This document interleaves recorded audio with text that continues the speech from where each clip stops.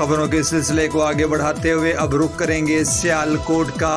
सियालकोट यौम शहादत अली के मौके पर मजलिस और जुलूस पर रेस्क्यू 1122 ने एमरजेंसी मेडिकल कवरेज मुहैया की।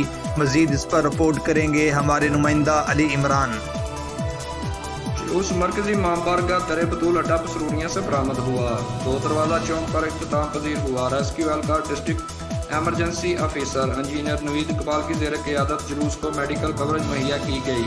रेस्क्यू की 6 मेडिकल पोस्ट इब्तदाई तिब्बी इमदाद के लिए जुलूस के साथ मौजूद रहे, जबकि 4 अदद एमरजेंसी व्हीकल भी अड्डा पसरूरियां मौजूद थी ताकि किसी मरीज़ को बर वक्त अस्पताल मुंतकिल किया जा सके।